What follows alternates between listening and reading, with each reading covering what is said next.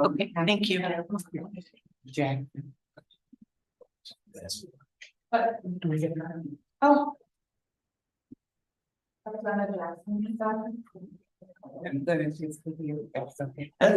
We are live.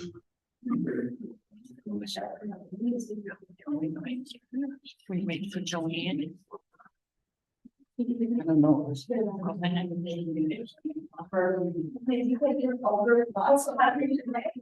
I think I did. Because I don't have everything, I don't have any.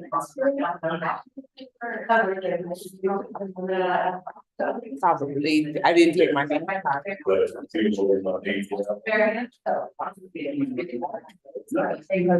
sorry.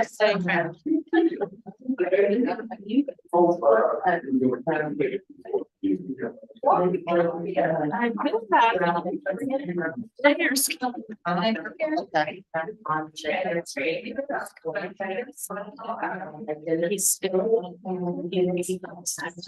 let the message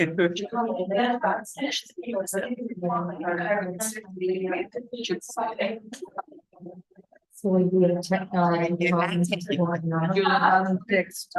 Julie.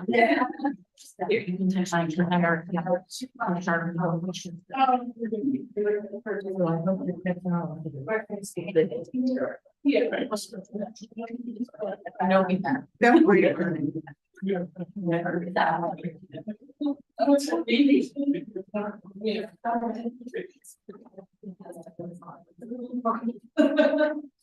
What's going on with all these young people down? I don't know. There was a group of kids that came through for lunch downstairs and they were sneezing. Oh no, people sitting on the aisle were like. Not good. I was just saying, I hope our technology works this afternoon because it didn't this morning. Oh, no. The people at home couldn't hear, so you really have to talk directly into there. And then this can talk back to us. So that's what you got fixed. So, anyway.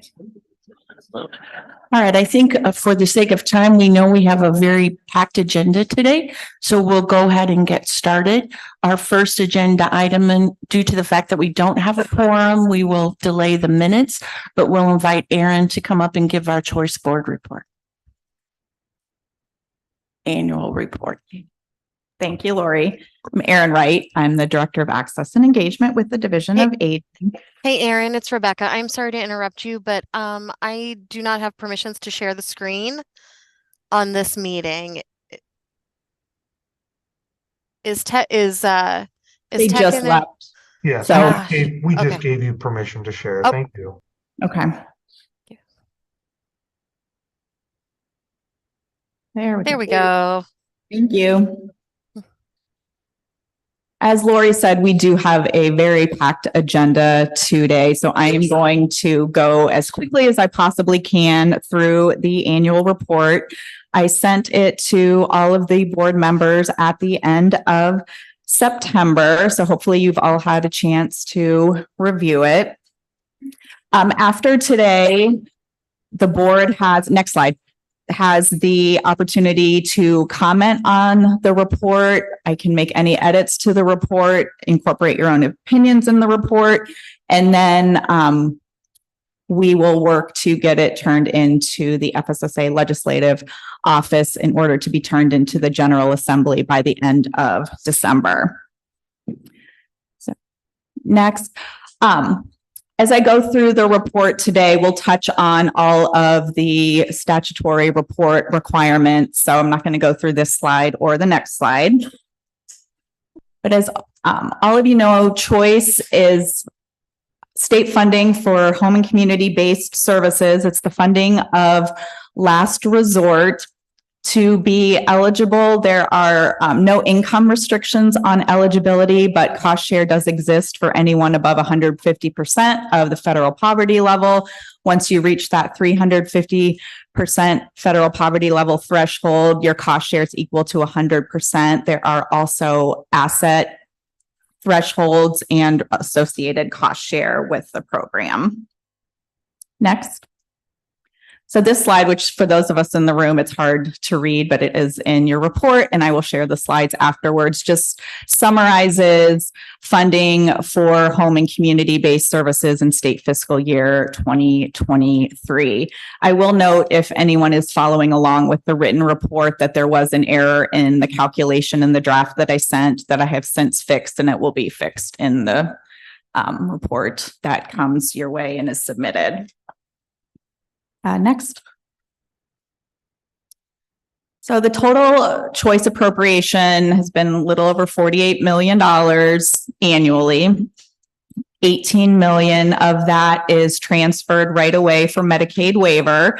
And we can celebrate that this is the last year that it will be the full 18 million because of the changes in the budget that were approved last year.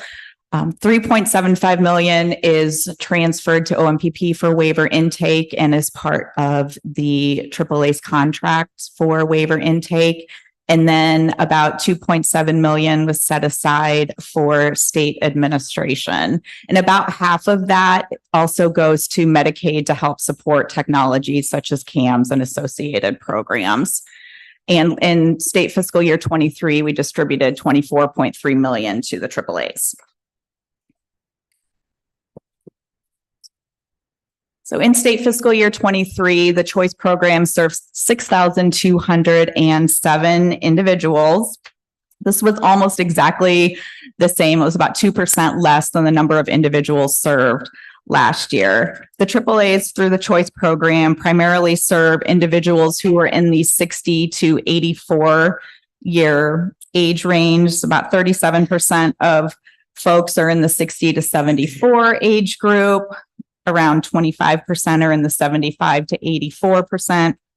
Around 20% are 85 and above, and about 17% are under the age of 18, with a very small number, about 1%, are under the age of 60, and then a very small percent, about 1%, are under 18. And this is comparable to past years. So next.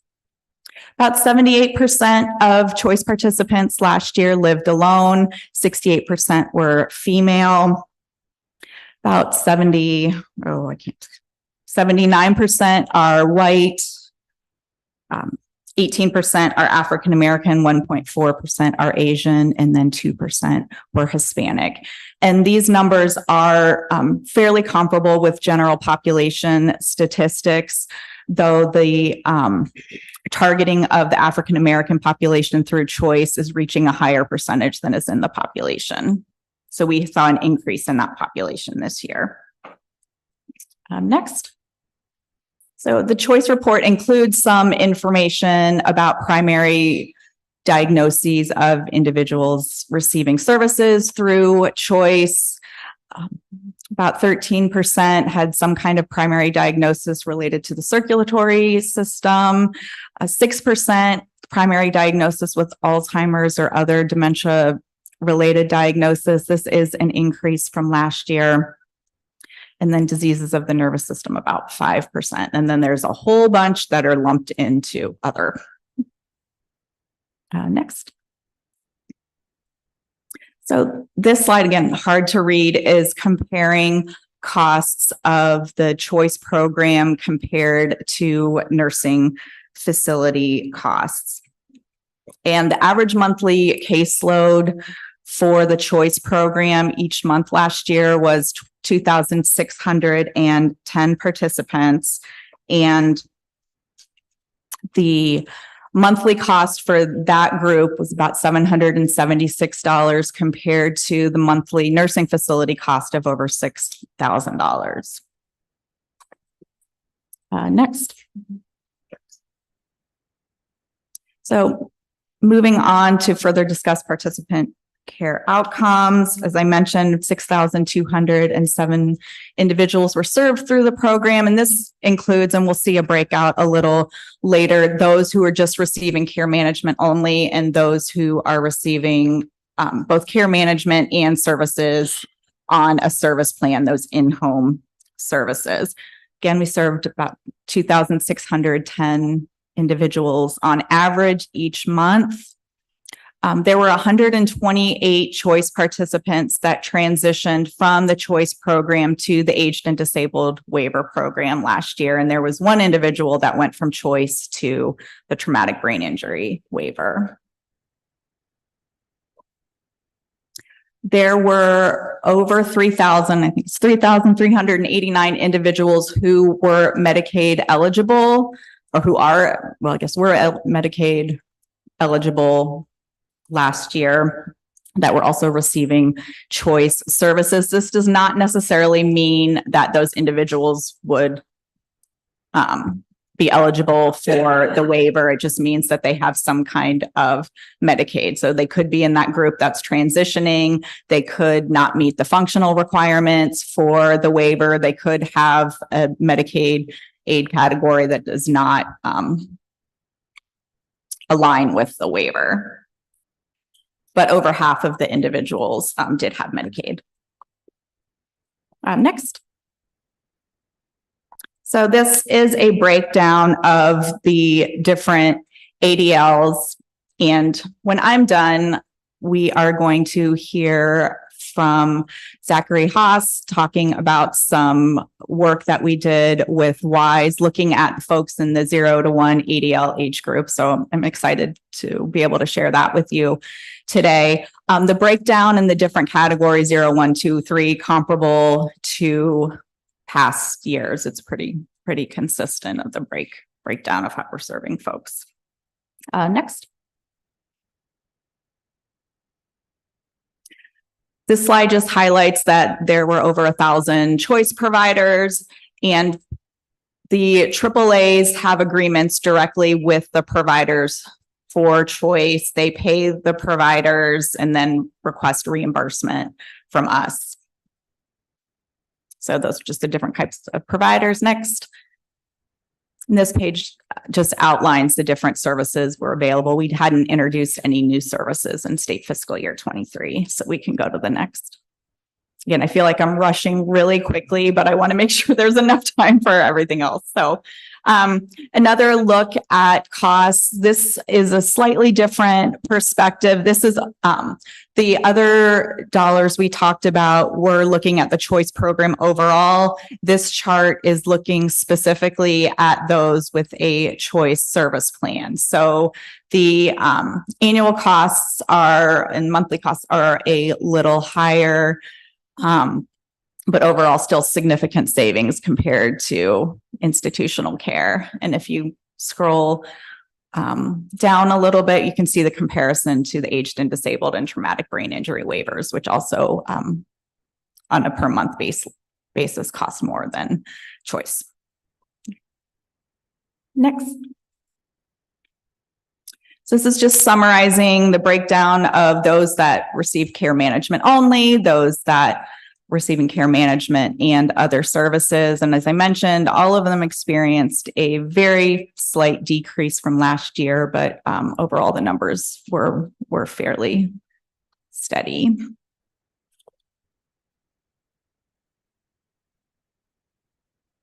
And this is breaking down, and you'll be able to see this better in your report or when I send out the slides, the costs for those receiving care management only and those with services, which the numbers in the bottom were the ones used in the nursing facility comparison. We did see last year, I think probably the most significant change that we saw was increased utilization. A lot of the costs are calculated based on average months of utilization. And we saw increases in care management only length of time that was utilized, those with service plans, and then overall. So people were enrolling and staying in the program longer. Next. This last slide is a summary of the choice wait list. So if you'll recall, during COVID, there were some pretty significant cuts to the choice program, and the wait list grew during that time. In 2022, we were able to start restoring funding, not quite to the level that we were able to restore it to in 23, but we were getting closer to pre-pandemic levels, and the wait lists came down, and this year they decreased even further. And in June, there were a little over 1,000 people waiting for services. And I think there are 3 AAAs that have no wait lists as of June. That number's changed since then, but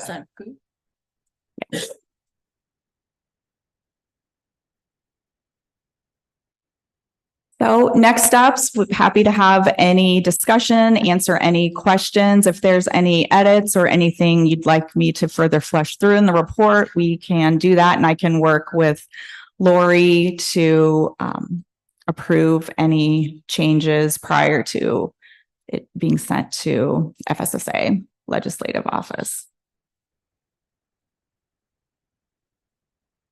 Are there any comments, questions, or concerns? This is Ed. Can you hear me? Of course we Yes. can.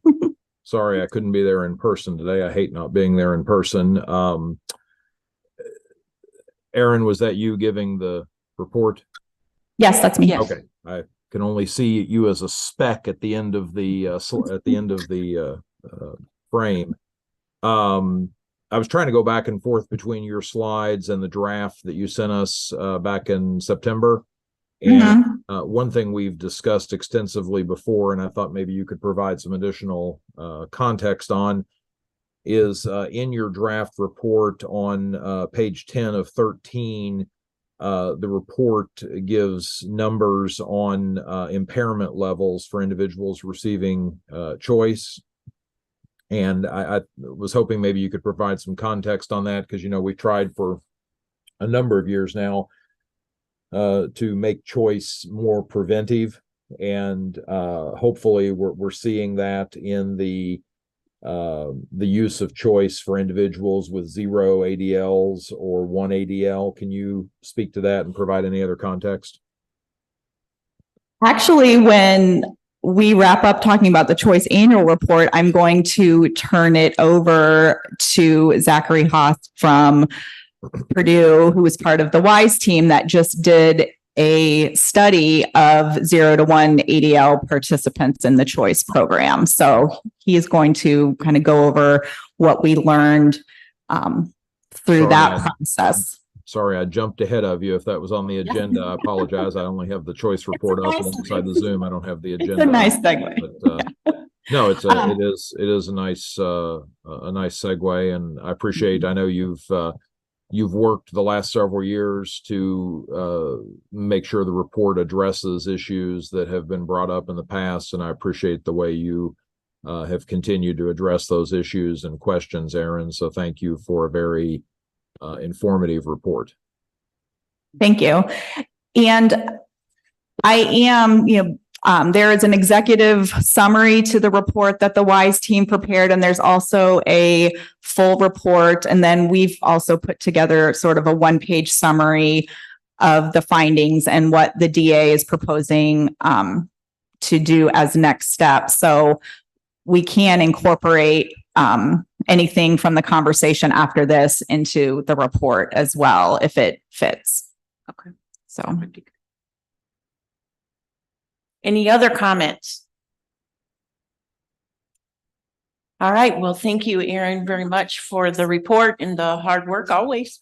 And Thank you. if you would introduce Zach, Yes. please. I will ask Zachary Haas from Purdue. He's part of the WISE team, and WISE, and I probably won't explain this very well, but it is a partnership that FSSA has with a number of universities around the state to help us increase our research capacity. And there's a nice description up there. So, all right. Thank you, Aaron. Excited to be here to share what we found. Next slide, please. So I am Zach Haas, an assistant professor with the Purdue School of Nursing and Industrial Engineering. Statistics is my background. Dr. Abrahamson, now with the University of Wisconsin, Oshkosh as an associate dean, was the qualitative lead and the PI of the project. And Yuyun Zhang is an IE PhD student who helped me with the analyses. I'd also like to acknowledge Michaela and Aaron from WISE, who did a great job with project management, making everything go smooth, and Dr. Blackburn, who is the scientific director of WISE. So we'll be presenting today of our evaluation of the 0 to 1 ADL deficit cohort. Thank you, Ed, for the segue. So we had two main aims for the project. One is a little more quantitative. So we wanted to take the data that's available and to the extent possible, measure the impact of expanding eligibility to the 0 to 1 ADL deficit group on increasing individuals' ability to remain in the community and to slow the progression to more ADLs towards nursing facility level of care and measure what we could on their health and quality of life trajectories. Next slide, please.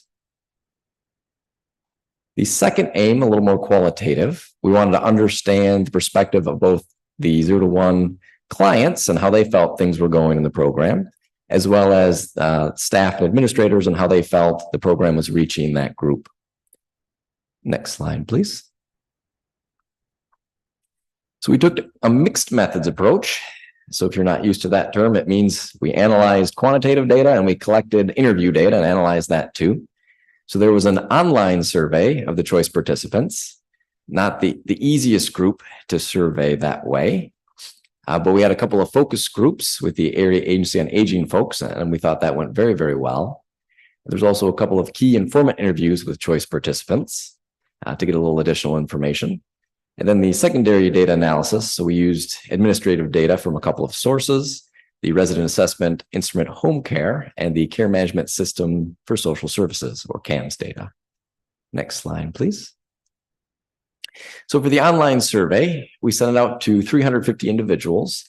So these are the 0 to 1 ADL cohort who had an active service plan and were able to get a legitimate mailing address for them. We only got 20 individuals to respond, so not as many as we were hoping, despite several outreach efforts. But of those who did complete the survey, they were mostly identified as white, between 65 and 84 years old, and mostly female. And they did have a generally positive view of care managers, a very positive view of care providers, although they expressed some concerns with their level of comfort expressing their own concerns. And that may stem from the low number of providers and a fear of maybe losing a provider if they were offensive by expressing a concern. 13 respondents noted having gone without services when they needed them. And based on other data, we believe this is primarily individuals who were unable to hire a care provider based on their location or number of hours needed. And we'll talk a little bit more about that as we go.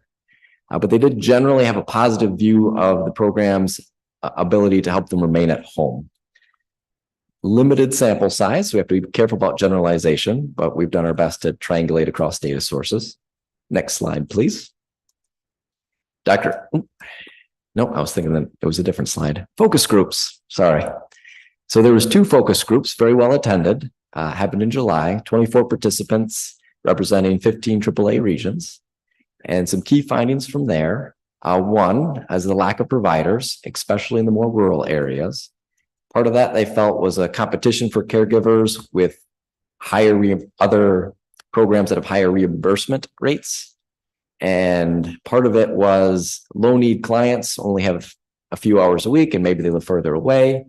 And, if I'm a agent, I would rather have one client with a lot of hours than 3 or 4 for the same number of hours because you cut down on travel. It's just more efficient to have fewer. And so it's a little harder to find providers to take on those lower need clients.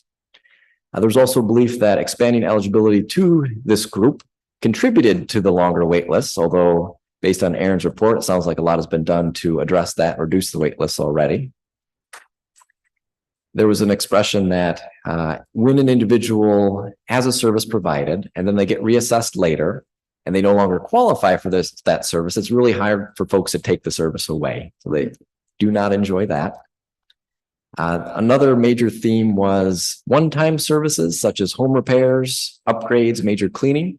The administration believes that those are very much needed, but they find that the level of administrative burden is high relative to the amount of service being provided.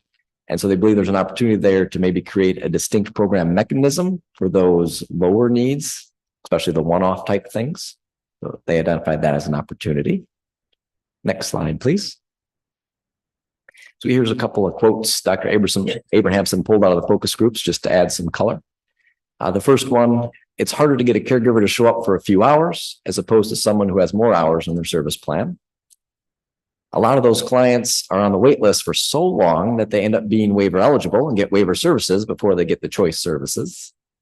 And lastly, I honestly think if we are looking at serving these folks, the 0 to 1 ADL group, it needs to be a separate, like short-term intervention program that is targeting people with these critical needs for maybe quick, intense care management up front, and then trailing off and setting them up for success.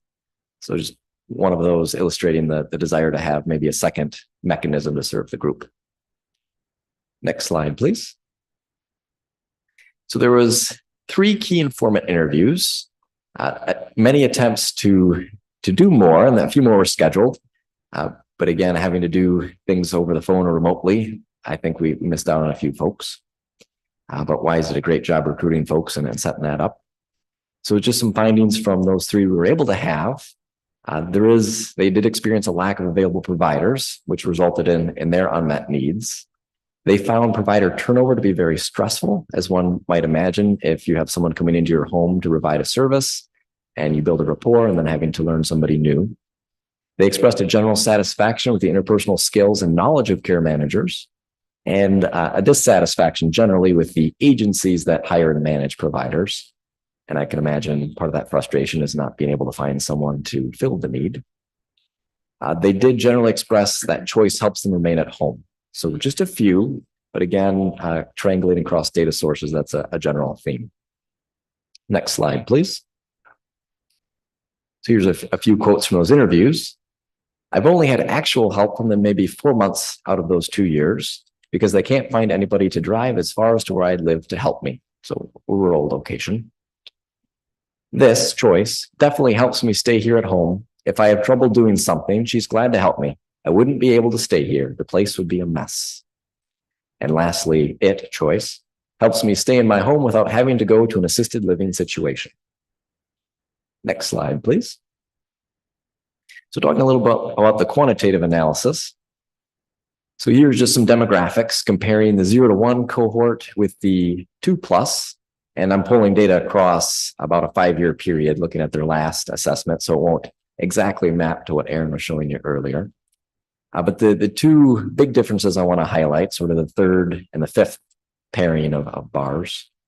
The individuals with 0 to 1 ADL are more likely to be living alone and less likely to be married, which suggests that by expanding to this group, we're catching a group that although they have lower physical needs, they're less likely to have informal caregivers. So they're less likely to be living with adult children, less likely to be living with a more capable or able spouse. And so there's a suggestion there that it's meeting a different sort of need with this group. Next slide, please. So here's a transition matrix, and I apologize for the smallness of the numbers. The idea here is we're looking at how ADL needs for individuals progress over time. And so the row of the matrix gives the count of ADL needs assessed at, we'll say, the first assessment, and the column gives the count for the next or subsequent assessment. So in the top corner, it says 49.8%. And the way to read that is of those who started with 0 ADLs at their next assessment, usually 1 year later, half of them, 49%, still had 0 ADLs. And so that dark diagonal says about half to 2/3 of individuals have the same number of ADLs from 1 year to the next. And one of the things we were thinking about as we were looking into this, or that we found, is that of those who started with 2 or more ADLs in the choice programs who would have qualified without expansion, 9% of them experienced a temporary dip below 2 ADLs, which is important because if 0 to 1 no longer counts, then they're out of the program. And that kind of disruption can make it very hard to remain in the community if there's a need for services. And so the expansion increases the stability of service and program continuance. Next slide, please. So here we're thinking about outcomes as best as we can. And so we're looking at two in particular on this slide. How long it takes individuals to go from the 0 to 1 ADL group to having 2 or more ADL needs, so the progression of ADLs, and program continuance. What factors correlate with continuing in the choice program past 1 year? So the plot there is the 0 to 1 ADL group and what percentage still has less than 2 ADLs over time. So the x-axis is months. So at 0, 100% have 0 to 1 ADLs because that's how they started. And as we go out towards maybe 20 months or 2 years, it's down to about 60% is how we would read that. And so we were looking at characteristics to see if there's any group that was faster to 2 ADLs. Maybe we're missing a particular demographic. And the only thing that correlated with that was Medicaid enrollment. So those who were enrolled in Medicaid were a little faster to 2 ADLs than the non-Medicaid enrolled group. When we looked at program continuance, the 0 to 1 ADL group was more likely to remain in the program past 1 year than the 2 or more ADL group, which is a little bit to be expected just based on physical ability, so a little more capable, less need, but also suggests that these individuals are finding value in the program and wanting to stay on. We also found that lower available income is correlated with program continuance, which makes sense based on the sliding scale for how much cost is covered. And then something I don't have a particular explanation or guess at, living in a micropolitan area, which is an urban center with between 10 and 50,000 people, was correlated with a lower likelihood to continue in the program relative to larger metropolitan areas. And that didn't hold for more rural areas, so I'm not sure what it is about the micropolitan areas. Something to keep an eye on. Next slide, please. So Dr. Abrahamson put together a SWOT analysis, which is summarized here. So strengths and weaknesses. General positive relationship with care managers of the clients is a strength. There is a general belief that it assists with community independence. It says prior to Medicaid spend down, but it's also true for those on Medicaid. And it increases the stability of services by allowing those with less than 2 ADLs to not have to drop out of the program. Next slide, please. Some weaknesses that were identified, some potential opportunities. One are the unmet needs due to lower caregiver availability and wait lists, which a lot of progress has already been made on that. There were some concerns expressed by staff around payment delays, competition for providers with programs that have higher reimbursement rates, and some difficulties in managing the block grant funding mechanism. They also expressed a high care management burden for the provision of minimal or one-time services. So again, the desire there was for a separate mechanism. And also some concerns expressed with the use of local provider agencies with high overhead costs, which eat into the budget. Next slide, please. So summarizing the overall findings, it does seem like the 0 to 1 ADL group, by expanding the program to those, choices reaching those without informal care networks. So that's good. Compared to those with 2 or more ADL needs, the 0 to 1 group is more likely to remain on choice over a year, which is evidence towards the idea that they are finding utility in the program. Next slide, please. Expanding the eligibility, as we mentioned, increases stability, which is of services, which is very important for remaining in the community. And then I just wanted to highlight that there are some opportunities to dig deeper into outcomes if desired. In particular, collecting data on waitlisted persons may allow for a comparison group. So individuals, especially when we think about choice being a preventative mechanism, if we can follow individuals who would like to be on choice but are not able to be just due to funding, and we can see how they progress in their ADLs and whether or not it's slower than those who are in choice, we get a better idea of if choice is slowing ADL progression and being a preventative mechanism. Also linking to some other available data sets like the Indiana Vital Statistics, the minimum data set for nursing homes, and some other Medicaid waiver program data would allow for better tracking of what happens to individuals over time and better establishing the impact of choice. Next slide, please. So expanding the eligibility, so increasing the demand for services without increasing supply will put pressure on the wait list. Although again, it sounds like there's effort being put in on that line and progress being made already. Some contributing factors to unmet needs, the relatively low reimbursement. A big one is just clients with few hours and trying to find individuals who will take them on, and remotely located clients just because there's a heavy travel burden. And so any kind of creative partnership with community organizations or informal caregivers may assist to meet needs.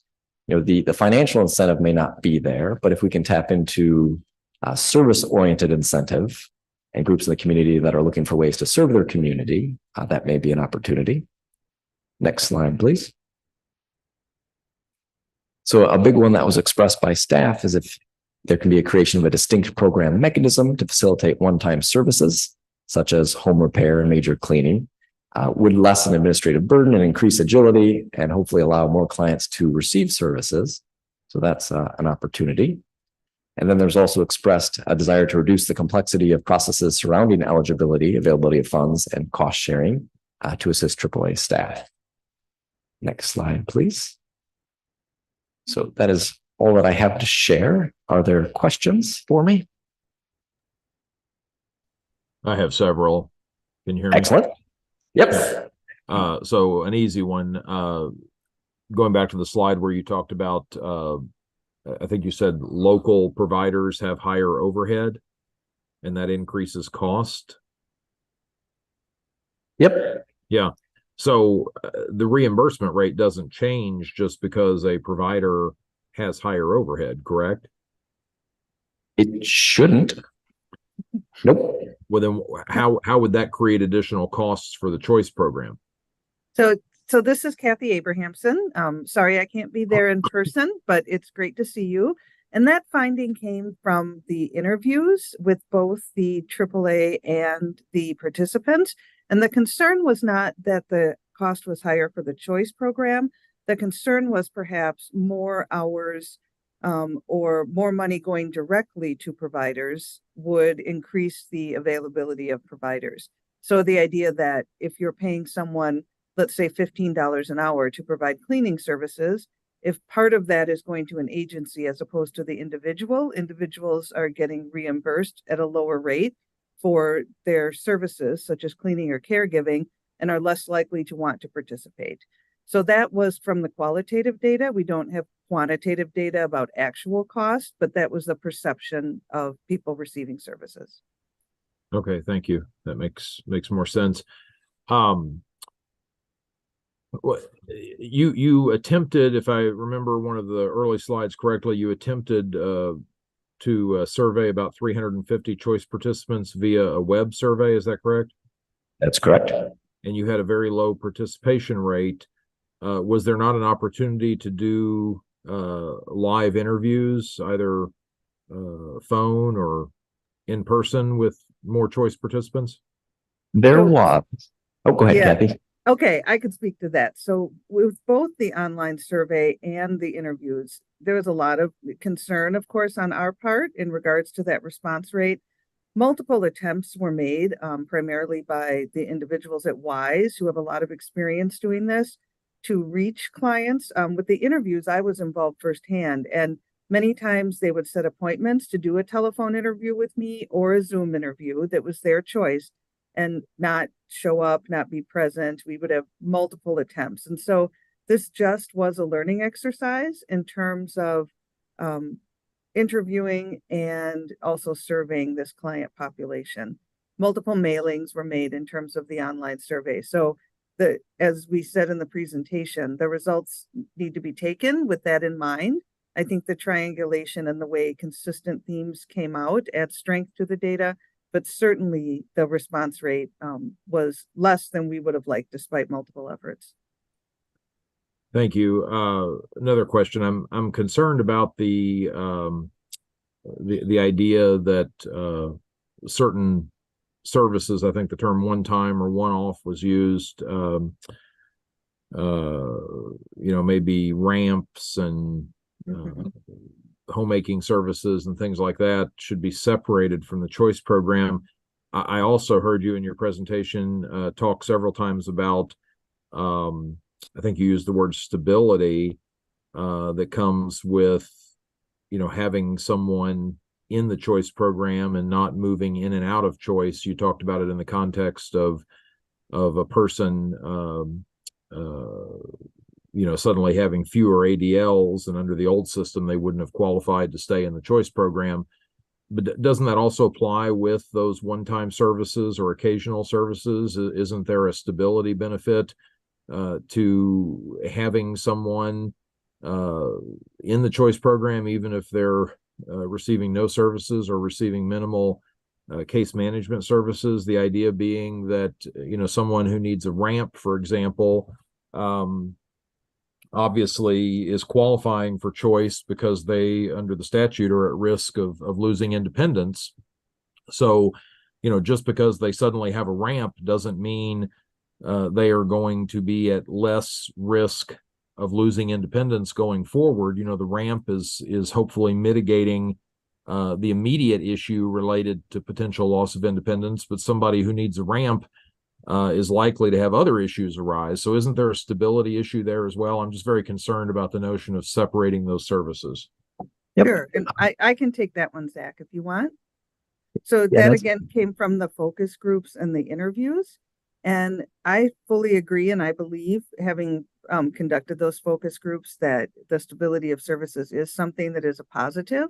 But the 0 to 1 and is viewed as a positive. But when asked about program concerns, I guess two things came out surrounding that question. One is that the case management burden for the AAA staff, that they spend a lot of time in assessment, et cetera, for individuals who then may fall off in terms of they have a one-time need, let's say post-hospitalization, their ADL burden is one ADL deficit. We can use mobility in terms of the ramp. And then once that's met, they fall off and that service needs to be taken away. And then in that sense, they do no longer qualify for choice. So the risk of people with low ADL deficits, when those ADL deficits are met or when their functionality changes, causes a burden for the AAA staff. And perhaps Aaron or someone from the state could add to that because they have a better understanding of the full mechanism of how it works, but that is what I heard. Yes, Well, and Representative. Hang on just a second, Aaron, if you don't mind, I'll follow up and then welcome your thoughts and comments. So Kathleen, I understand that there may be circumstances where choice comes into play for someone who has what is truly a one-time need. You said following surgery, for example. But that's the exception rather than the rule. I mean, the typical choice recipient is someone who is on a trajectory of potentially losing independence.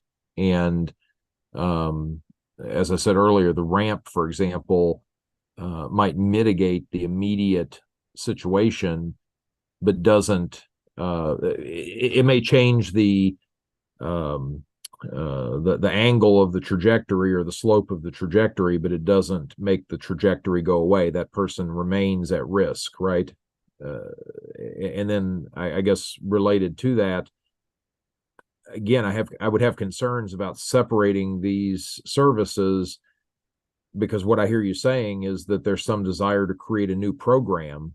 And I don't think creating a new administrative process, i.e. more bureaucracy, is the way to solve the problem. It seems like maybe we need to simplify access to these one-time services through the existing choice program rather than create yet another government program. And Representative Clear, this is Aaron. Having had some more time to think about these results, I think that's exactly it. I think that concern that was raised through this process about the, seeming difficulty or administrative burden and effort to, quickly and in a timely manner get somebody those one-time services.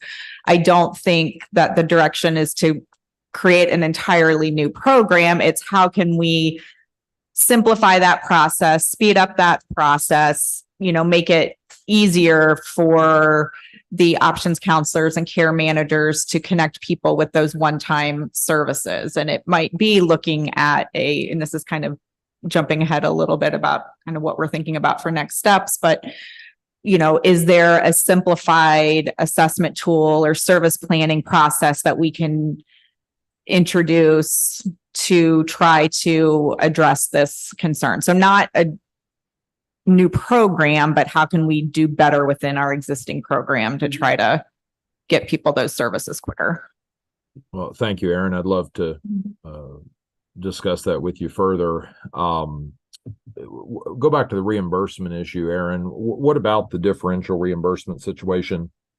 We've touched on that in the past, and it becomes even more relevant as we move toward MLTSS, because we don't want choice to be at a disadvantage in terms of reimbursement. So, are our choice reimbursement rates competitive, and will they remain competitive under MLTSS? So the reimbursement for choice, the agreements are between the AAAs and the providers because they pay them directly. Right. AAAs will request reimbursement from us, and then they have their processes for paying them. We did just with the CMS approved rate updates for the waiver, we worked with the AAAs if there were any adjustments to make to their choice SSBG and Title III rates. We just implemented any rate changes, and the majority of the rates, just having seen those spreadsheets when they came through, do match the new waiver rates. There are some that differ, and I can't really speak to how that negotiation works between the AAAs and the providers. But for the most part, just looking at them, they were matching the new waiver rates. I think part of the issue with the reimbursement is with the lower need, there's lower hours needed. So it's that issue of, can I send somebody to a house for 8 hours, or am I going to have to, cut the day in half and have them do 4 hours here, 4 hours there, and then travel time, that sort of economies of scale, I guess. Yeah. So is it fair to say that even though the sample was smaller than WISE was looking for, that this analysis, this investigation has demonstrated that our move to allow people with 0 or 1 ADL to receive choice services has in fact helped a segment of Hoosiers maintain independence? I think that's fair to say, yes. I think that is that's fair to say in terms of a segment, the people that we spoke to. However, with the caveat that without speaking to a larger sample, we can't generalize to the experience of the whole state. The quantitative data may be able to, but not in terms of the qualitative. Sure. But I hope it reinforces our commitment to trying to pivot the choice program, or maybe I shouldn't say our commitment. I don't know that the commitment is there yet, but the desire that many of us, including members of the choice board, have to pivot the choice program more toward prevention and really helping people maintain independence without having to have a fall or medication mix up or something else happen first. Getting to them, whether it's with a ramp or another home modification, or with OT evaluation of the home setting, or whatever service or services are provided, helping to prevent bad things from happening and make sure they maintain independence. And Erin, if I may, while I have you at the mic there, I think I see you there in the distance in the little bitty. I'm still here. No, it's fine. and I'll mute myself after this so others can speak, but with both the choice report, the annual report, and the WISE presentation that was just made, I want to make sure that we remember that the full acronym, not just older Hoosiers, but also Hoosiers with disabilities are supposed to be benefiting from the choice program. I did not hear in the WISE presentation any mention of people with disabilities, and I would have to go back to your draft, Aaron, to look for references to people with disabilities. So maybe you can speak briefly to that, and then before I mute myself, I'll say that as we all know, Hannah Carlock unfortunately had to leave the choice board when she left the Arc of Indiana. And we can take this up later in the meeting, but I've heard from her former boss, Kim Dodson, who is the head of the ARC, and she would like to be considered to replace Hannah on the choice board as somebody representing somebody from an organization representing people with disabilities. So I wanted to mention that while I could, but if you could speak to people with disabilities with respect to both the WISE report and the choice report, I would appreciate it.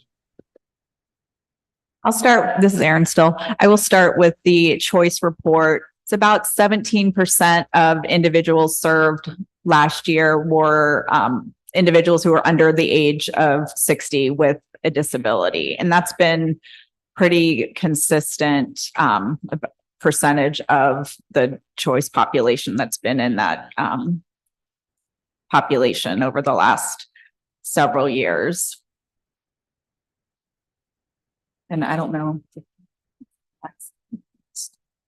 So for the WISE study, that group was included in the quantitative analyses, so they're represented there. In the surveys, the individuals that responded were primarily older adults, not the disabled group.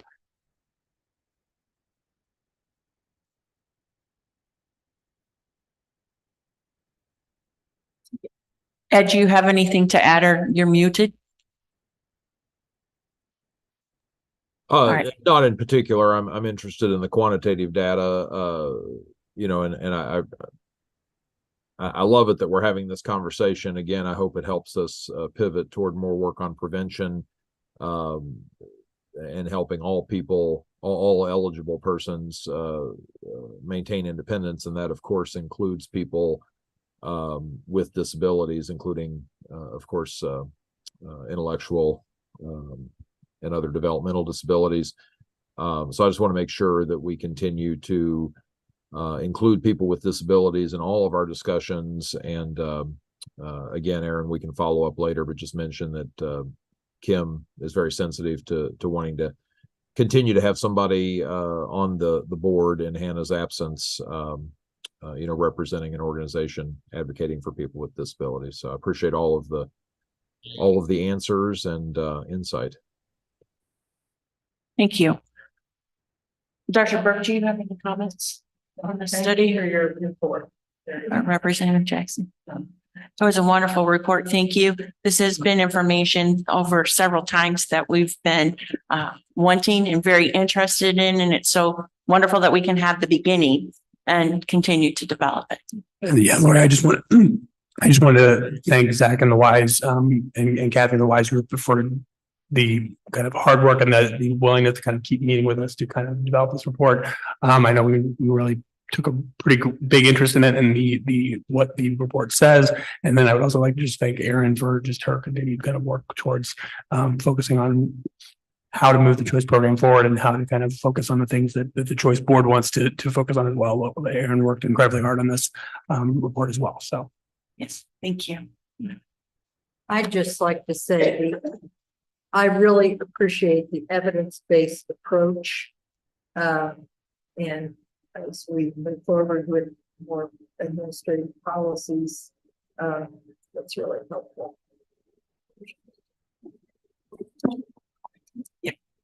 I'm going to pass out a handout that kind of summarizes the study and outlines some next steps that the division is looking to take over the next year or two, just based on the results of the study. But in the interest of time, I will hold conversation till later. So we can. Aaron, will you please ask Julie to email us that handout as well as the slides that were presented?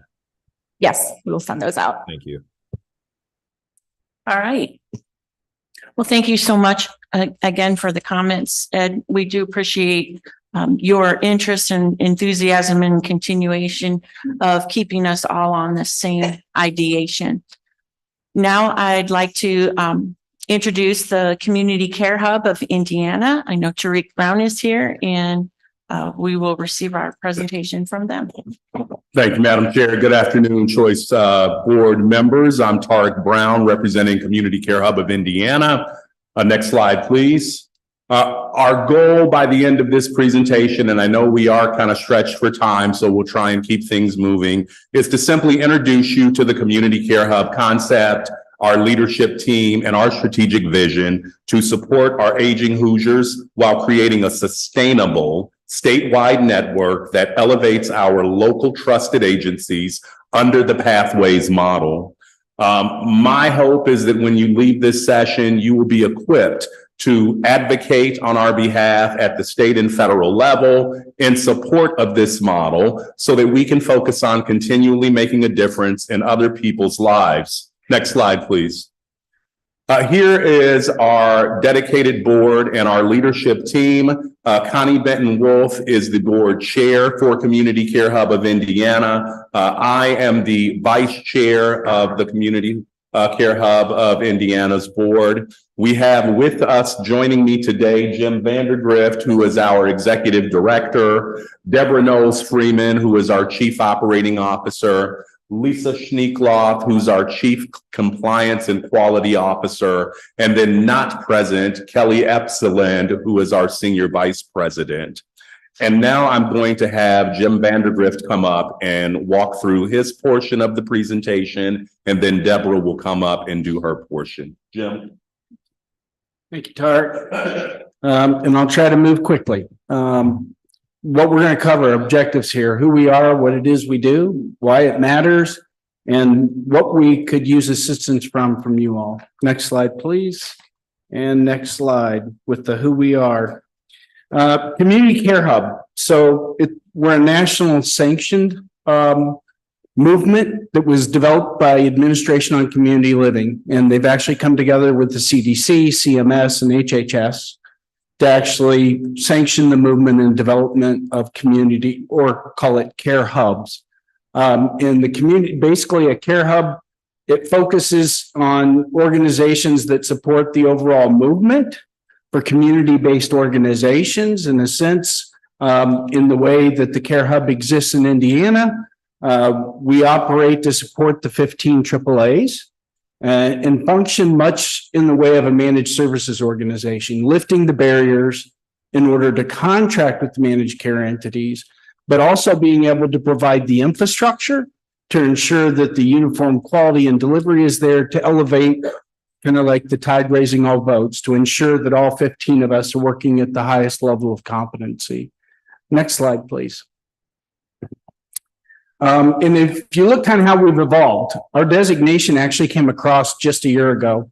And it was Aging and In-Home Services in Northeast Indiana that first received the designation. But Connie Benton-Wolf, in her wisdom, knew that in order for this to move and to be statewide in a positive way, we needed to have our partner, Tariq Brown and Sokoa, to come alongside us. Tariq has been very innovative in what Sokoa has done in statewide contracting. The work that we've done through Aging and In-Home Services is a part of the very first national hub that we had launched, which is now termed Ground Gain Health, operating in 26 states. We built that infrastructure with both AAA and other community-based organizations working across Medicaid, Medicare Advantage, and commercial lines.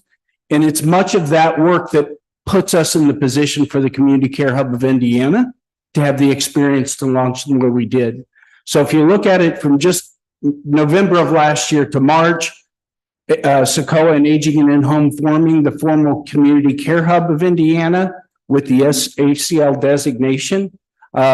We also then have brought on 4 additional agencies, which we'll show you in the next slide coming up here, that basically become the 6 of us to form the board that operate and guide on behalf of all the AAAs.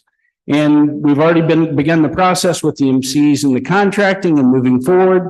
We're at this stage under the MSA and SOW discussions with the plans. We're working on data integration. Next slide, please.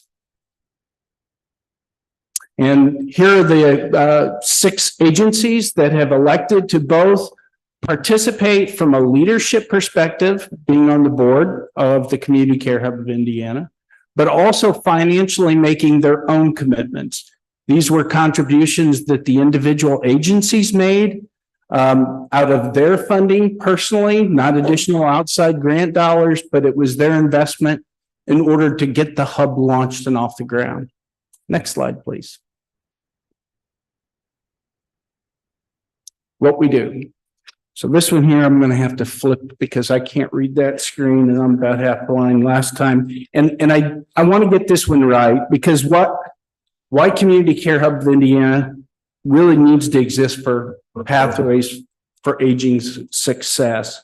And it's really about ensuring older Hoosiers have the opportunity to receive essential social care and trusted local agencies, promoting aging in community. And I think it's important because it differs from aging in place. And when we start to really define it, aging in community is a term that refers to the ability of older adults to live in their own homes or community safely, independently, comfortably, while also emphasizing the importance of social capital, trust, and mutual interconnectedness. Aging in community is a broader concept than aging in place, which focuses more on the physical environment of the home.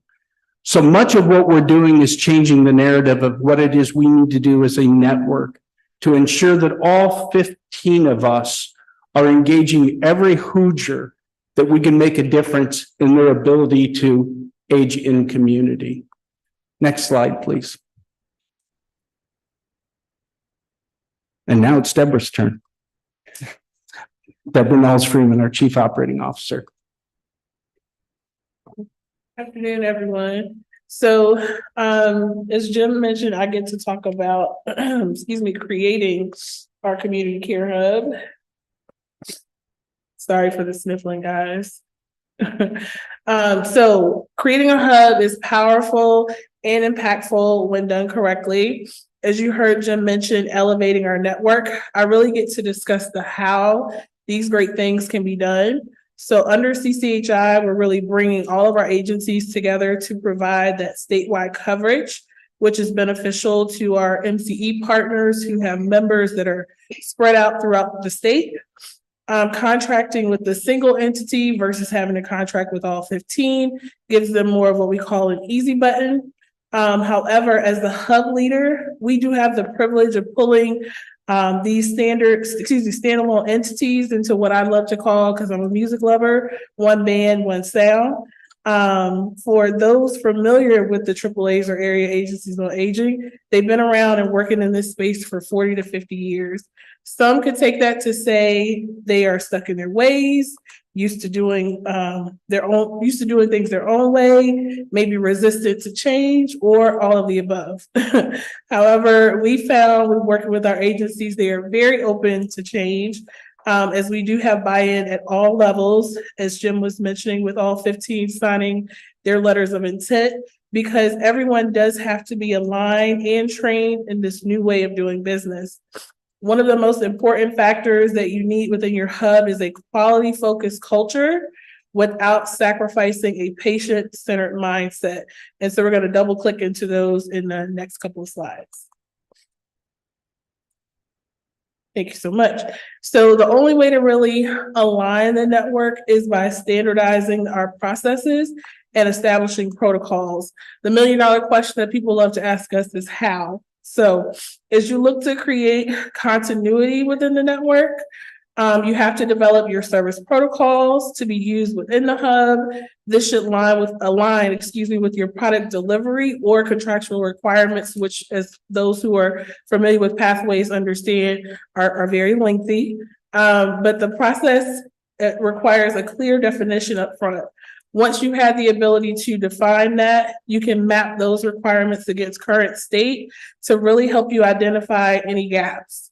Those gaps will then help you grasp what areas you have deficiencies in that you need to account for versus those that are already in place and doing well. And then we talked a little bit too about automating the process. So you need that for sure when you're looking to achieve scale. Process improvement is continuous. So you'll have a ton of data at your fingertips. We'll talk about that here in just a moment in order to analyze and really adjust as you roll out. Once your protocols are established through standardization, now the teams have to be trained ahead of go live, which includes quality and compliance. One note on training is that it's important to really start that process early on to ensure you have adequate time for review, assessment, updates, and then onboarding of associates.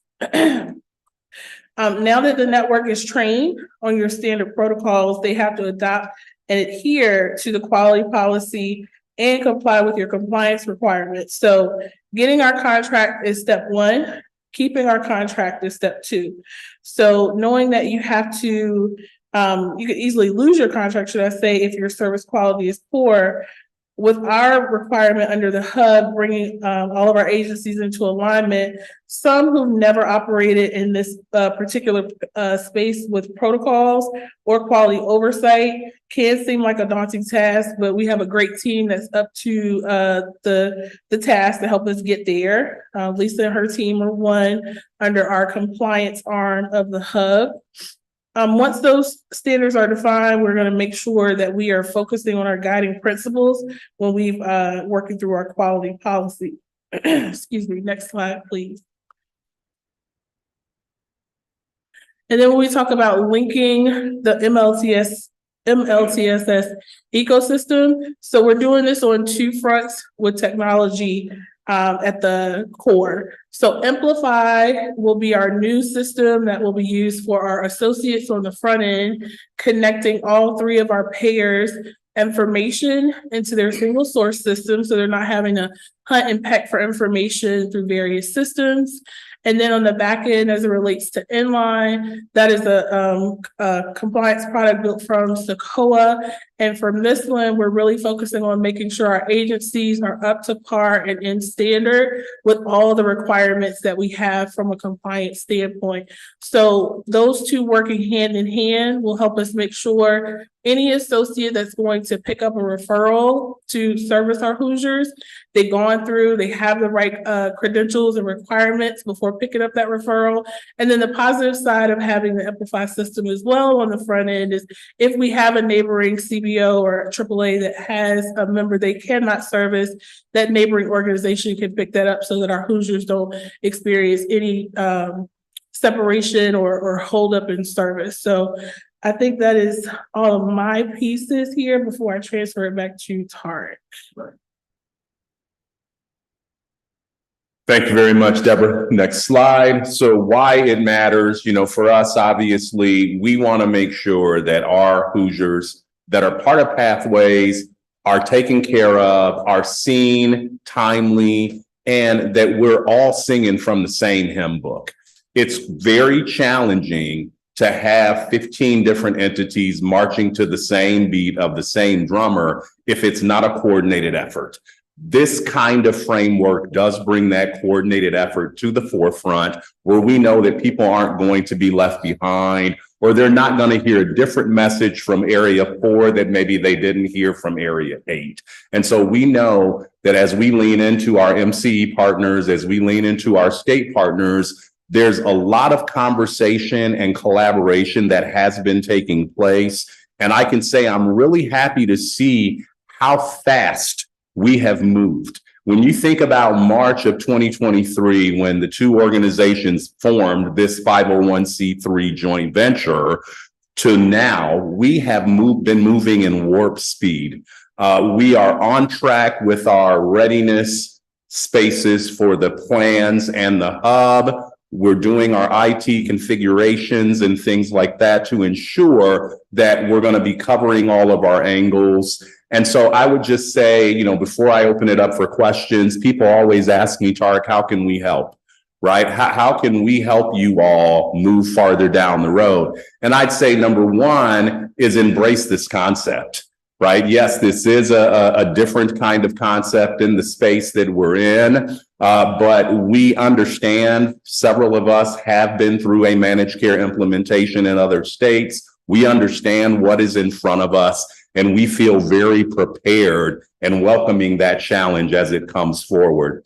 So I think embrace that concept. I think the second thing that I would ask is, you know, being an opportunity to advocate on behalf of the Community Care Hub of Indiana at the local, state, federal levels for funding, for additional resources that we may not have access to today. These 6 agencies, as Jim said, did come together and invest a significant resource to get this hub started. And there are some grant opportunities that we see through US Aging that we'll be pursuing as well. But we can never have enough startup resource to move this concept down the road. So I would just say you all could be very beneficial in that space. And then as there are questions that come up, please ask those questions, right? Many times as individuals have questions, they may not want to ask it. They may feel as though it's going to be, this may be a challenging question to answer. Don't feel that way at all. Please ask us the questions because I know there will be a lot of them. So again, thank you so much for giving us this opportunity. I will now stop talking and open the floor for questions should there be any. Yes, ma'am. Thank you so much. I would like to know how feasible is it to when, let's say someone in Northwest Indiana has a need for a particular service and that service is not offered there, but is offered in your areas, Northeast Indiana. How feasible is it for someone from Northeast Indiana to come to Northwest Indiana to provide that service? And at what cost is it? Yeah, so that's a great question, Representative Jackson. I'll start out by answering our focus is service coordination, which is very similar to the case management work that we do today in this space. So if an individual referral came into Northwest Indiana and Northwest Indiana didn't have staffing to send that service coordinator, we wouldn't come all the way here to find someone. We would try and find the next closest agency to reassign that to them so that they could have staff close by that would then be able to engage that participant. I also think about the difference between a telephonic touch point and a face-to-face touch point. And so if a telephonic virtual touch point is an option, then that becomes less of a concern in our minds because that would be an alternative way for that service coordinator to still contact with that particular member within the time frame subscribed to be able to get them that service plan developed and then uploaded to the MCE for approval or denial. Thank you. Representative Clear, how are you, sir?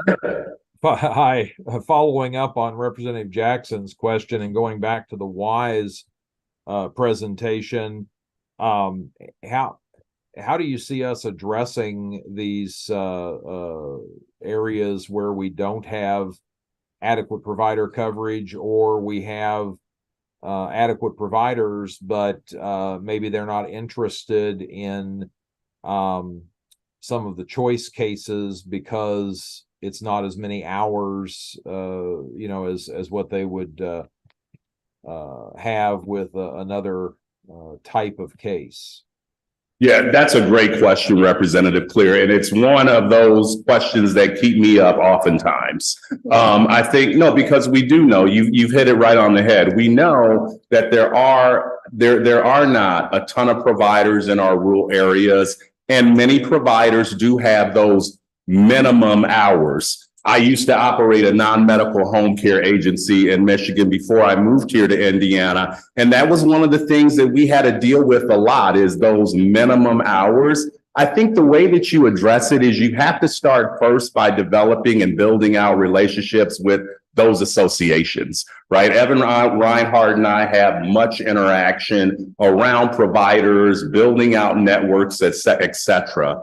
I think the other piece to this that I don't want us to have as a blind spot is that the plans, as it relates to Medicaid waiver, aged and disabled population 60 and above, they do have their own strategies and tactics that they are working on to help develop out a more robust HCBS provider network. I guess what I'm saying, Representative Clear, is one tactic alone is not going to resolve this. It needs to be multi-layered, and it needs to, we just have to continue to get after this to try and improve these scenarios. But it is a great question, and I wish I had that $1 million answer, but I just don't, because there are too many, there are a lot of variables that, from my perspective, keep providers from entering into certain areas, et cetera.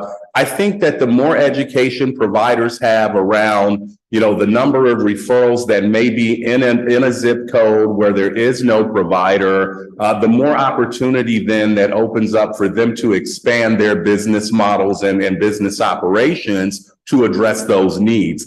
Those are the kinds of conversations that us thought leaders need to be having with the providers by and large in the state.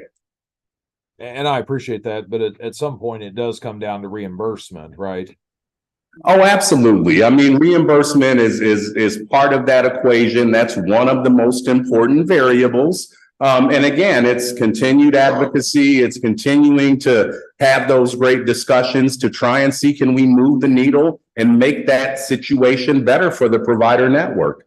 Well, and certainly is part of it, sir. Yeah, as part of those discussions, are you talking about the possibility of introducing incentives for providers to travel to rural areas, enhanced reimbursements, or enhanced reimbursement for providing minimal number of hours of service to try to level the playing field a little bit? Yeah, I think you have to be able to do those things. I can tell you at our agency at Sequoia, yeah, we do those kinds of incentives for staff, and if they're traveling into an area that they've never been in to service someone. Our providers, we've not gotten that deep yet. And I think part of that challenge is, if you have X number of dollars to leverage, and you've got this amount of clients to serve, at some point, you're not going to be able to go that far. But it is something that I believe is a great idea and a great tactic to begin talking about. Incentives do work. They did work in the prior state that I was in that went managed care. And so I would suspect that they'd work here as well. Thank you. Yes, sir. Yes, ma'am. Yeah, I guess I just have a concern. And I guess when I listened early at the number of individuals who responded to a survey after they had sent them surveys 4 or 5 times out, and they got 25 people who responded out of 300. Yes. My concern is, I guess, if someone is trying to contact them and they are going to do a Zoom call or whatever, how many people are going to slip through the cracks as a result of that? Older people tend to do much better with the face-to-face contact. Yes. Than they do over the phone and over Zoom calls and things like that. And I just would not like to see that personal face-to-face contact lost. But because we're dealing with phone calls and Zoom type things, because older people are very apprehensive in this day and time with doing a lot of things over technology. So that's just my concern. Thank you for expressing that concern, Representative Jackson. I can say, from my perspective, we deal with multiple generations of older adults. And not to say you're not accurate, I will say those individuals 80 and above would prefer more face-to-face interaction. Those individuals who are 55 to 79-ish, our survey data from our consumer satisfaction pieces tell us they prefer to be communicated with social, web, telephone, virtual, etc. So I just think we have to be willing to meet that older adult where they are in their journey. And if they want a phone or a virtual, I think we must be willing to meet them in that moment to service them. But I do agree on the surface, your concern is a valid concern. As it relates to surveys, because there were a couple things that you threw out there, as it relates to surveys, I'll say we do these surveys every year. And then through Division of Aging, we have another survey that's done called the Consumer Assessment Survey of Older Adults. And one of the things that I've noticed is participation by and large is never that great. And what I mean by that great in numbers, right? But when I've talked to researchers in academia and asked them what's considered acceptable, right, to make this particular survey accurate or make it valid, those numbers, shockingly to me, were much smaller than what I would have anticipated or thought that they would be. So again, the concern is, I hear you, I understand where you're coming from. I would just say we can always continue to do more to try and get individuals more engaged and involved. I always start with asking people, why aren't you taking the survey? And you'd be surprised what you hear. Sometimes they say, I'm not sure how to answer certain questions. And so maybe there's some side-by-side assistance that phone options counselors and such can provide to those individuals to get them through. Thank you. Yes, Dr. Burke. Now, Representative Jackson and I are teaming up to go after you, but I'm not. Well, I don't view it that way. We're all friends here. This is healthy conversation to me. But there is an issue, and in research language, it would be called a socially desirable response. Yes. Yeah, I've heard this raised by some other folks who've done interviews with older adults and are doing assessments. Mm-hmm. There is a downside Mm-hmm. to not doing a face-to-face assessment, and you can get some socially desirable responses where if you can visually see the person Oh, absolutely. and interact, you get much fuller and robust information about an assessment. I mean, you ask me, are you doing okay? Well, I mean, who wants to say you're not? Who's going to say, yeah, I forget between the beginning of the sentence and the end of the sentence? And Nothing replaces face-to-face. Doing a face-to-face interview. Yeah, nothing replaces face-to-face. I certainly understand that. So I think that's the concern I'm hearing Representative Jackson bring up. Some people may not want to do a phone interview, but Correct. Also there are some issues you can end up with socially desirable responses that you can get that face-to-face too, but you can override some of that by what you're saying. Absolutely. But my understanding for what you're doing with service coordination is there's an option for that. People have the option in the assessment to opt either for, as it's written, as the policy is, either for face-to-face or a phone call. Will that be, they will be given that option? Deborah, you want to take that one? Got to call in my reinforcements. There you go. So we're always bound by member choice. We will focus, our goal is to do face-to-face as often as we possibly can. If the member then makes that determination or desire to pull that back for our monthly outreaches to them, or just in general, they prefer on the phone or any other outreach contact type, we will support that, but we do focus on member choice. Okay, this is really drilling down again, but just to say, oh, there can be member choice, but the member has to know they have the choice. Absolutely. So in their conversation, I will definitely say it starts out, there's two different parts of the process. When they are an existing member who has a service plan today and are working with the AAAs in some shape, form, or fashion because they have a case manager, they will have talked to them up until the point that they get ready to move over and transition into Pathways. So they'll know their options, they'll know what's out there, what's available to them. For the members who are coming into Pathways, we call them new or brand new. They don't have a service coordinator or not a part of this process today. They start out with the MCEs. So they will do what's called a chat assessment. It does include all of the pieces that we're speaking about as well that helps them understand what options are available to them. And then once they've made that chat part complete, then they can come over to us for service coordination, and we will continue that. Like, we'll continue to support them in our month-to-month outreach and support. Is that helpful? Oh, okay. We only have a few more minutes. Are there any more comments? Ed, do you have anything else? He's good. No, I'm good. Thank you. All right. Thank you. Thank you. Thank you so much for the presentation. Yes, ma'am. We look forward to continuation of hearing how implementation goes. Yes, ma'am. And we also hope, I think, as Joanne has said, in my experience, when we would work with elders and doing surveys, and not that many years ago, the area agencies did a combined one, and there was such a concern when the elders received the phone calls, and we saw an increase of them being taken advantage of. So I think as the relationships are built right from the beginning and asking for the input, and they know and have that trust in you, hopefully we'll see better responses as well. So Kristen, we have just a few short minutes for you.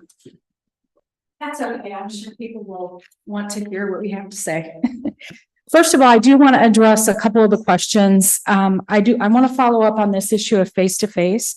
If we remember, this is why we advocated so hard for AAAs to be involved with this process, because we were concerned if it went to the managed care entities with no requirement for service coordination, just phone care coordination, we would never see the client. And so all along, as we were designing Pathways and participating in that and advocating for the legislation that requires a 2-year commitment to work with existing service coordinators, et cetera, that whole strategy was to keep the face-to-face visit in place.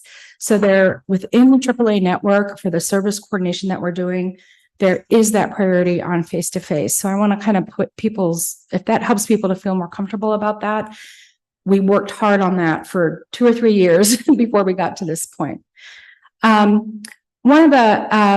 We provided, one thing I want to share with Representative Clear, you had mentioned that Kim was interested in joining the choice board. And I want to remind everybody that with the exception of a couple positions, those are all individual gubernatorial appointments. They are not agency assigned. So Kim, for example, would be welcome to have the ARC nominate her, but she would have to submit the nomination to the governor's office for appointment. So I just want to let everybody know that. Related to the education packet, Representative Clear at our last meeting asked for a cover sheet with links to where everything was online.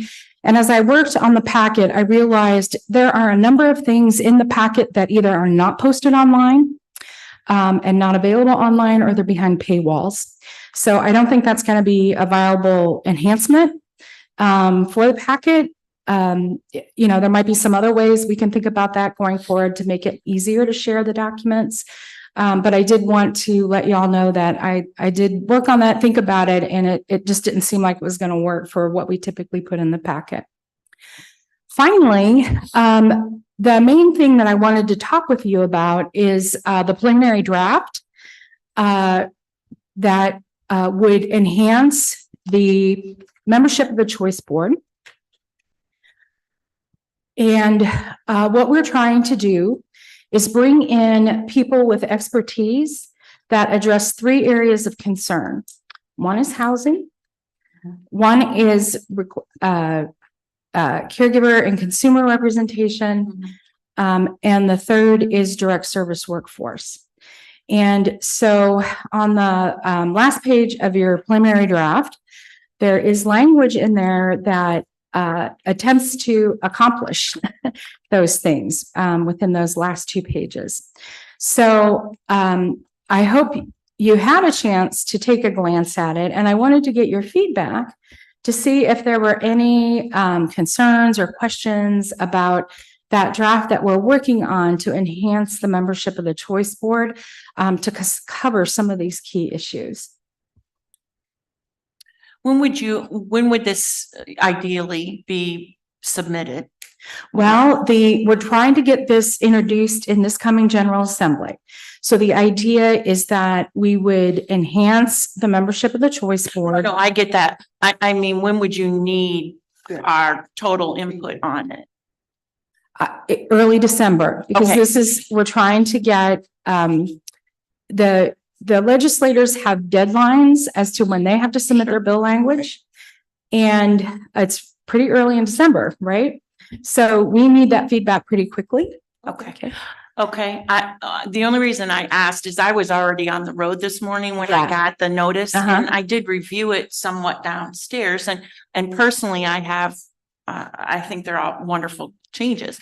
But I think if all of us could have the opportunity to give you input, whether we do that combined, if we want to do another phone call, maybe prior to December. Yeah, I'm happy just to take an email. Or just take emails. Yeah, I'm happy to take emails from anybody. I'm happy to, if you guys want to set up an appointment with me, if you want to give me a phone call. I just want to make sure that the choice board would be on board with these changes, right? We'd be on board. Oh, yes, we really do need to make some changes to be more inclusive, more, and to be sure that we have a full board. Right. Yes. And then there's another preliminary draft that we don't quite have language for yet because we're going back and forth with LSA, but it would help to address this issue of provider shortages in the choice program. Okay. I want to help us remember that the AAAs manage the provider networks for choice, and going forward, the managed care companies will manage the provider network under the waiver and pathways. So when we talk about reimbursement rates, for example, the new reimbursement rates under Medicaid waiver are going to pass through to the managed care companies. Those are going to represent floors the managed care companies pay. The managed care companies will have the opportunity potentially to offer incentives that come out of their own profit margin to assure an adequate provider network. So that's kind of one piece of it. What we can do in the choice program to give AAAs more flexibility in assuring those adequate provider networks is to decouple the Medicaid rates from the choice rates. So currently in practice, if you're a choice provider, you also have to be a Medicaid provider. That's a barrier. A lot of providers don't want to work with Medicaid, particularly if you're in construction or things like that. The second piece of that is that waiver rate tends to act as a ceiling. And we want to just say, we're going to decouple the provider networks and we're going to decouple the rates so that the AAAs have the ability to negotiate rates to assure adequate provider network for choice. So that might include providing travel differentials or a higher rate if it's a lower number of hours of service to cover some of those concerns. And so while I don't have the specific legislative language, that is the intent. And I also wanted to let you know we're accepting feedback on that as well. That certainly addresses some of the findings from the WISE report related to lack of providers, resulting in unfulfilled service plans. Kristen, several things. First of all, I'm very familiar with how the appointment process works. I was not suggesting that the choice board could appoint a replacement for Hannah. Okay. Didn't think that that would be silly. So I think you are, I think you know I'm familiar with the appointment process. I was just wanting to make sure that we keep a voice for people with disabilities on the choice board. Obviously, we've had trouble establishing a quorum, and it's very important that we get all spots filled and keep them filled. I think I've actually authored legislation in the past on the appointments. With respect to your packet, it continues to be unwieldy in size. I think it was 8 or 9 megabytes today. I understand that some things may be behind a paywall, but if they're behind a paywall, doesn't that mean you're distributing copyrighted material? Some of it, for example, the information related to US Aging, for example, the legislative updates, those sit behind a membership wall. But because I operate as the grassroots coordinator for legislative advocacy for US Aging for Indiana, they are more than willing to have me share the information and the advocacy information with networks. Okay. But it still seems like we don't need an all or nothing approach. I mean, a lot of the items could be provided as links, and then items that are behind a paywall where you have the ability to distribute them could be included in an attachment and make that document smaller. So just for your consideration. With respect to the PD that was sent to us earlier today, as others have said, we haven't had much time to review it. Whose PD is that? Where's that draft coming from, Kristen? We had Representative Barrett requested that for us. Okay. So one concern, I believe it takes away the geographic requirement, requiring that members be appointed from the various congressional districts, correct? That's in the Commission on Aging, not the choice. Okay, well then I'll speak to that because obviously the draft contains both. But you know, I think as somebody who represents a district that is far removed from Indianapolis, I would have concerns about anything that provides for less geographic diversity. You know, we've had discussion today about challenges in rural areas. I don't represent a rural area, but I represent an area that again is far removed from Indianapolis, and in some cases has different needs than Indianapolis does. And I think your draft, I don't have it in front of me, but I think it said that no more than 2 could be appointed from a single county. Is that right? That's correct. That's existing in code, and we were proposing that remain. Right, but if you take away the geographic requirement, well, I'm just concerned that that the language provides for less geographic diversity. I guess you know, if you take away the congressional district requirement and leave in place the no more than 2 per county, the entire choice board could be individuals from Marion County and the Donut counties, correct? 3 counties. Or not choice board, but the Commission on Aging. You need 3 counties. Potentially that in theory, that would be an outcome. I would certainly hope that wouldn't be the outcome. Well, you know, and the best way to prevent it is to make sure that geographic diversity is maintained in code. So that's my initial thought. I'll take a closer look at the draft, and I'm sure we'll have more conversation. Yeah, I think what we were trying to do with the Commission on Aging was reduce any barriers to a full complement of persons on the Commission on Aging. So if we weren't able to for example, get somebody from Congressional District 9, but we had a number of people in other parts of, potentially rural Indiana, that wouldn't pose a barrier to bringing that input into the Commission on Aging. So that isn't, that's not a hill that we're necessarily wanting to die on. We were just trying to think about ways to enhance or to reduce barriers to filling the membership. So that's where that thought was coming from. As someone who represents a portion of the 9th Congressional District, I assure you, Kristen, there are plenty of people in the 9th District who are qualified and willing to serve, and I will help you find them if you can't. That's great. That's good. Okay, I think we've gone past our time. Is there anything else, Ed, that you'd like to address right now? Not me. All right, Dr. Burke. Okay, hearing none. I did have one thing that I wanted to bring to your attention, Kristen. In my community, which is Porter County, Northwest Indiana, I was asked to come and be involved in some of the discussions that they're having, that we've seen a significant increase in the number of suicides of people over the age of 65. So for example, for the first 6 months of this year, there were 15 suicides and 7 of them were over the age of 65, and all of those occurred in the residence of the homes.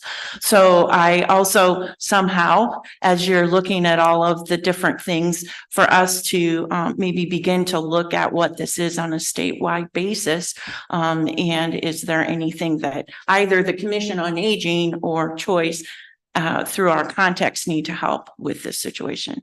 So yeah, that's what we're seeing just in our locale. So, and while just today, in fact, right before the Choice Board meeting, I got an email from the women I'll refer to as the older adults are in the Division of Mental Health, and the new Behavioral Health Commission is that was put into legislation last session. Specifically includes a focus on individuals 55 plus. So we're going to do some coordination around that. So that's one thing that will help address the concern. In the Choice Board, there is language related to representation of mental illness and or dementia. So from the Choice Board perspective, we have the opportunity to bring that in. I think where we're missing that specific call out is in the Commission on Aging language. And so Joanne asked us to take a look at that this morning. So we'll take that back as we look at revising those preliminary drafts. Good. I also believe, as we've discussed, Ed, in the past, the social isolation and the effects of that and what it has done, it has significantly impacted, especially the people over 80, for example. All right. Is there anything else to come before the Commission?